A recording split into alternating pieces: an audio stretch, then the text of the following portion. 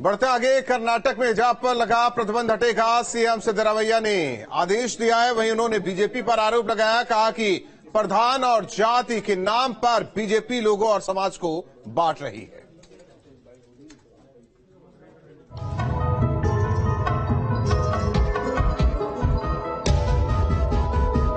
कर्नाटक की कांग्रेस सरकार हिजाब पर लगे प्रतिबंध को हटाने जा रही है। मुख्यमंत्री सिद्धरामैया ने शुक्रवार को हिजाब पर लगे बैन को हटाने के निर्देश दिए हैं। उन्होंने कहा कि हर किसी को अपनी पसंद के हिसाब से कपड़े पहनने का अधिकार है। इधर ಬಗ್ಗೆ ಎಲ್ಲ ಮಾತಾಡ್ತಾ ಇದ್ದೆ, ಕೆಲವು ಸಮಸ್ಯೆಗಳಿದ್ದು ಆ ಸಮಸ್ಯೆಗಳ ಬಗ್ಗೆ ಎಲ್ಲ ಮಾತಾಡ್ತಾ ಇದ್ದೆ. ಹಿಜಾಬ್ ಇನ್ಮೇಲಿಂದ ಇರಲ್ಲ ಅಂತ ಹೇಳಿದ್ರಾ ಈ ಶೈಕ್ಷಣಿಕ ವರ್ಷದಿಂದ? ಅದು ಇನ್ನೂ ಮಾಡಿಲ್ಲ. ಅವ್ರು ಹೇಳಿದ್ರು, ಒಬ್ರು ಪ್ರಶ್ನೆ ಕೇಳಿದ್ರು. ಪ್ರಶ್ನೆ ಕೇಳಿದ ಮೇಲೆ ನಾವು ಸರ್ಕಾರ ಅದನ್ನ ವಾಪಸ್ ತಗೊಳ್ಳಿಕ್ಕೆ ಯೋಚನೆ ಮಾಡ್ತಾ ಇದ್ದೀವಿ ಅಂತ ಹೇಳಿದೆ। सिद्धरामैया के इस बयान के बाद सियासी हलचलें भी तेज हो गई हैं। केंद्रीय मंत्री गिरिराज सिंह ने कर्नाटक सरकार के इस फैसले पर निशाना साधा है। देखिए, कांग्रेस पार्टी की सरकार है कर्नाटक में और हिजाब पे प्रतिबंध उठाया है। ये महज हिजाब पे प्रतिबंध नहीं उठाया है, बल्कि शरिया कानून को स्थापित किया है। अगर राहुल गांधी कांग्रेस और इंडी गठबंधन की सरकार देश में बनी तो इसी तरह से इस्लामिक कानून, शरिया कानून लागू होगा।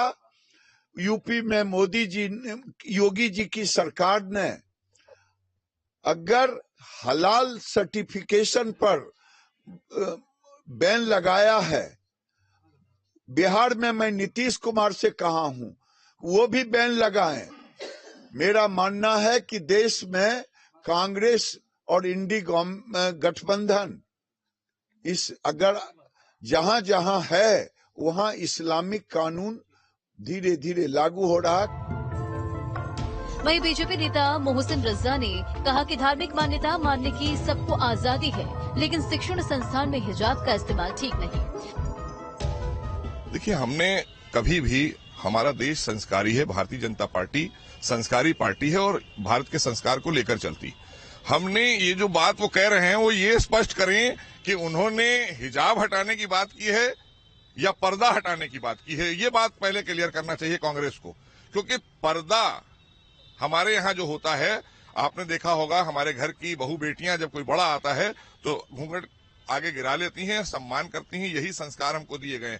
लेकिन जब हमारे बच्चे कॉलेजेस में, स्कूलों में पढ़ने जाते हैं, वहां एक ड्रेस कोड होता है। वहां पर कोई भेदभाव नहीं होता है, ना वहां कोई हिंदू होता है, ना मुसलमान होता है, ना सिख होता है, ना ईसाई होता है। सब एक रूम में एक क्लास के छात्र होते हैं। तो छात्र हो या छात्राएं हो, वो एक ड्रेस कोड में जाते हैं। तो इसलिए उसमें भी अगर उन्हें कोई आपत्ति या कुछ होता है तो वो सर पे स्कार्फ डाल सकते हैं। लेकिन ये जो कांग्रेस इस पर हमेशा से तुष्टीकरण की राजनीति, बांटों की राजनीति, ये तो कांग्रेस का अपना पुराना हथियार है। वहीं विमेन एक्टिविस्ट वर्षा मिश्रा ने कर्नाटक सरकार के इस फैसले का स्वागत किया है, साथ ही कुछ सवाल भी उठाए हैं। देखिए, कर्नाटक के जो सीएम हैं सिद्धरामैया जी, उन्होंने जो अभी बयान दिया है, मतलब बल्कि फैसला लिया है कि मुस्लिम महिलाएं हिजाब पहन के सब जगह सर्वत्र जा सकती हैं, मुझे तो लगता है वो स्वागत योग्य कदम है। तो एक सवाल मन में बस ये उठता है कि चाहे सिद्धरामैया जी की सरकार हो या जो प्रीवियस जो गवर्नमेंट रही है, उनको चुना हम लोगों ने, हमने वोट देके उनको सरकार में लाए हैं, और उसके बाद ये लोग सिर्फ अपने चुनावी फायदे के लिए रातों रात एक तुगलकी फरमान निकाल देते हैं कि आप हिजाब नहीं पहन सकते हैं या फिर हिजाब पहन सकते हैं। तो एक सवाल ये उठता है कि उन्हें वो किस बल पे ये काम कर रहे हैं। इसके अलावा अयोध्या भूमि विवाद मामले में पूर्ववादी इकबाल अंसारी ने कर्नाटक सरकार के इस फैसले पर सिद्धरामैया की जमकर तारीफ की। बात रही हिजाब की, प्रतिबंध लगा हुआ था। सनातन में भी जो है घूंघट है, मुसलमानों में जो है नकाब है। तो सरकार जो है, सरकार ने ये काम अच्छा किया कि पर्दा तो जो है हर धर्म में है, हिंदू, मुस्लिम, सिख, ईसाई। अगर सरकार की ये मान जो है मंशा रही कि इस पे रोक लगी थी उसको बहाल कर दिया। तो ऐसी सोच जो है सरकारों में होना चाहिए, जिसकी सभी लोग तारीफ करेंगे यार। फरवरी 2022 में कर्नाटक के उडुपी में एक सरकारी कॉलेज में क्लासरूम में हिजाब पर बैन लगा दिया गया था। इसके बाद एक एक कर कई शैक्षणिक संस्थानों में हिजाब पर प्रतिबंध लगाए गए थे। इसके बाद कर्नाटक की तत्कालीन सरकार ने स्कूल और कॉलेजों में हिजाब पर बैन लगाने के आदेश दिए थे। यह मामला सुप्रीम कोर्ट भी पहुंचा था, जहां कोर्ट ने इस मामले पर बटा हुआ फैसला दिया था। कोर्ट की खंडपीठ ने चीफ जस्टिस से अनुरोध किया था कि इस मामले को बड़ी बेंच के पास भेजा जाए। फिलहाल यह मामला सुप्रीम कोर्ट में लंबित है। Team news state.